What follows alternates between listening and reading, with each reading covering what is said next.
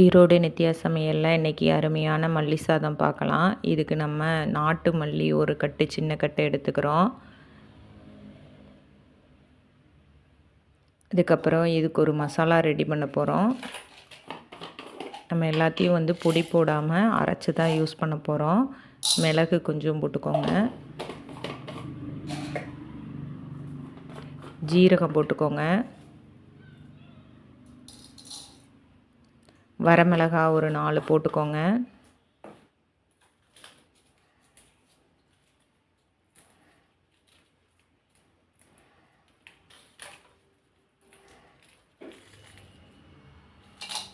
ஒரு சின்ன தக்காளி போட்டுக்கோங்க. அதிகமாக போட வேண்டாம். அதிகமாக போட்டிங்கன்னா தக்காளி சாப்பாடு ஸ்மெல் வந்துடும். அதனால் நீங்கள் கொஞ்சமாக போட்டுக்கோங்க.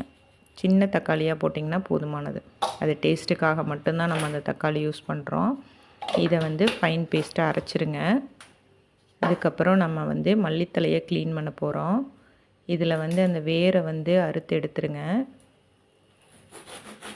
எடுத்துட்டு உள்ளே இருக்கிற நார் வேண்டாதது எல்லாம் எடுத்துட்டு வேறு ஏதாவது தலை இருக்குதா அப்படின்னு செக் பண்ணிக்கோங்க. ஏன்னா நம்ம வாங்குறதுல வேறு ஏதாவது தலையும் மிக்ஸ் ஆகிருக்கும். அதில் இருக்கிற மண்ணை தான் நம்ம எடுக்க போகிறோம். நீட்டாக இருந்துச்சு அப்படின்னா இதே மாதிரி ஃபுல்லாக முக்கி எடுத்தீங்க அப்படின்னா அதில் தலையில் இருக்கிற மண்ணெல்லாம் பார்த்திங்கன்னா கீழே இறங்கிடும். கொஞ்சம் நேரம் அப்படியே ஊற விட்டுருங்க. இப்போ மிக்ஸி ஜாரில் அதை போட்டு நம்ம அரைக்க போகிறோம்.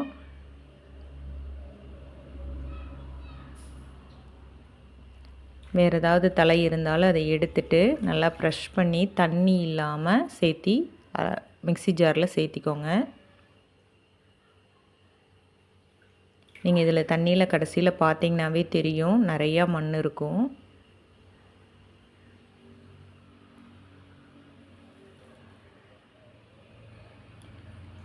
நான் ஒரு உலக்கு அரிசிக்கு சின்ன கத்தை மல்லித்தூள் எடுத்துருக்கிறேன். நீங்கள் எந்த அளவுக்கு அரிசி எடுக்கிறீங்களோ அந்த அளவுக்கு மல்லி இலை அதிகமாக எடுத்துக்கோங்க.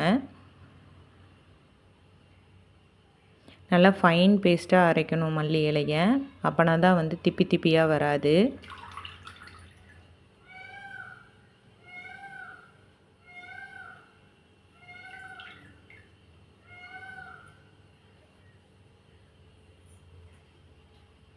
இதை அரைச்சி எடுத்துகிட்டு வந்துடுங்க.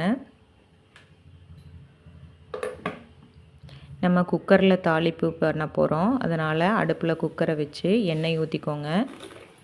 நார்மலாக ஊற்றுற எண்ணெயை விட கொஞ்சம் ஜாஸ்தியாக ஊற்றுங்க. ஏன்னா அந்த தக்காளி அரைச்சது மல்லி இலை அரைச்சதெல்லாம் நம்ம எண்ணெயில் வேக விட போகிறோம். அதனால் கொஞ்சம் ஜாஸ்தியாக எண்ணெய் விட்டு கடுகு போட்டுக்கோங்க.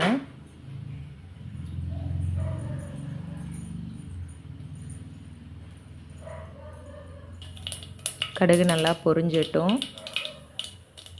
பொரிஞ்சதுக்கப்புறம் வெங்காயம் போட்டுக்கோங்க. பெருவெங்காயம் அரிஞ்சு வச்சு போட்டுக்கோங்க. கடுகு நல்லா பொரிய விடுங்க. அதுக்கப்புறம் வெங்காயம் போடுங்க.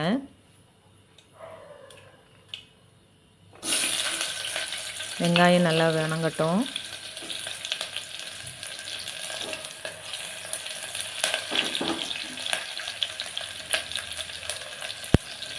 இந்த வெங்காயம் தனித்தனியாக பிரிஞ்சு வந்துடணும்.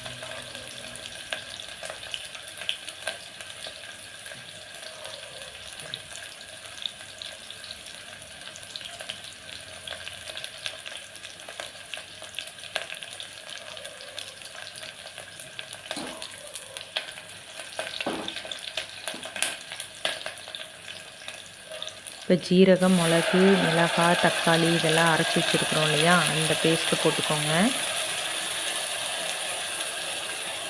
அது எண்ணெயிலேயே நல்லா பிரிஞ்சு வரட்டும். அப்போனா தான் அதனோட பச்சை வாசம் போகும். நம்ம ஜீரக மிளகெல்லாம் பச்சையாக போட்டிருக்குறோம். அதே மாதிரி மல்லி இலையும் அரைச்சி வச்சுருக்குறோம் இல்லையா, அதை சேர்த்திக்கோங்க. நல்லா வேக விட்டுருங்க. எல்லாத்தோட பச்சை வாசமும் போகணும்.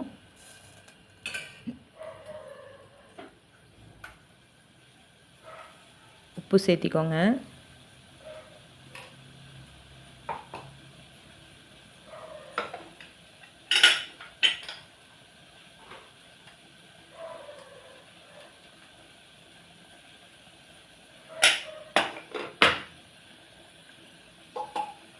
நல்லா கொதிக்க விடுங்க. நான் அரைச்சது மட்டும்தான் தண்ணி சேர்த்திருக்கிறேன். அதுக்கப்புறம் வந்து நான் இன்னும் தண்ணி சேர்த்தவே இல்லை. அரிசிக்கான தண்ணி நான் இன்னும் சேர்த்தவே இல்லை. எல்லாமே வந்து தண்ணி சேர்த்தாம தான் அரைச்சிருக்கிறோம். மல்லி இலையும் பார்த்திங்கன்னா மல்லி இலையில் எவ்வளோ தண்ணி இருக்குதோ அதை வச்சு தான் அரைச்சிருக்கிறோம். சப்போஸ் உங்களால் அதில் அரைக்க முடியலைன்னா கொஞ்சமாக ஒரு 1/2 டம்ளர் மட்டும் தண்ணி ஊற்றி அரைச்சிக்கோங்க. இது நல்லா கொதிக்க விடுங்க. பச்சை வாசனை போகணும்.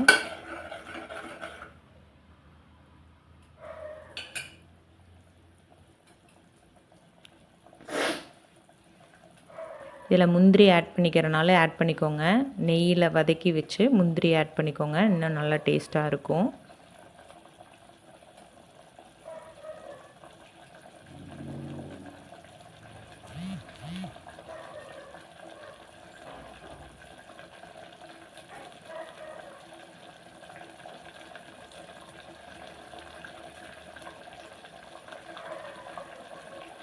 நல்லா கெட்டியாக வர வரைக்கும் நல்லா கொதிக்க விடுங்க.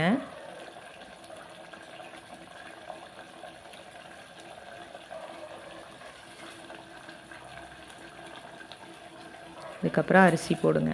அந்த பச்சை வாசனை போயிடும். அந்த மல்லியோட இலை பச்சை வாசனை போனதுக்கப்புறம் அரிசி ஆட் பண்ணுங்கள்.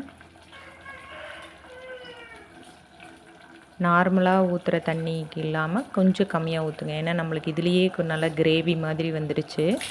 அதனால் நார்மலாக ஊற்றாமல் கொஞ்சம் கம்மியாக தண்ணி ஊற்றிக்கோங்க.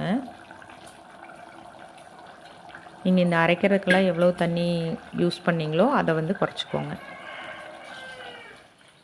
நான் மிக்ஸி ஜாரையே கழுவி ஊற்றிட்டேன். அதில் மல்லியோட இலை இருக்கிறதுனால.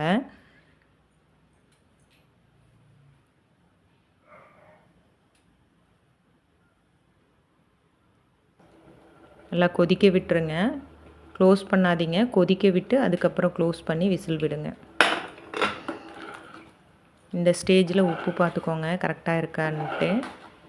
உப்பு பத்தலை அப்படின்னா சேர்த்திக்கோங்க.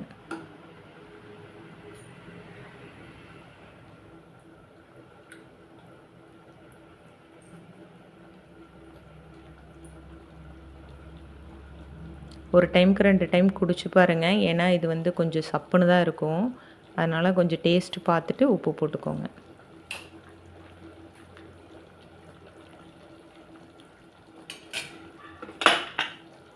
நல்லா கொதிக்க விடுங்க. மூடி போட்டுறாதீங்க. நல்லா கொதிக்க விட்டு அதுக்கப்புறம் மூடி போடுங்க. இப்போ நமக்கு 2வது டைம் உப்பு போட்டோம் இல்லையா, அதுக்கு உப்பு பார்க்குறோம். இப்போ க்ளோஸ் பண்ணிவிட்டு உப்பெல்லாம் கரெக்டாக இருக்கான்னு செக் பண்ணிவிட்டு க்ளோஸ் பண்ணிவிட்டு விசில் விட்டுருங்க.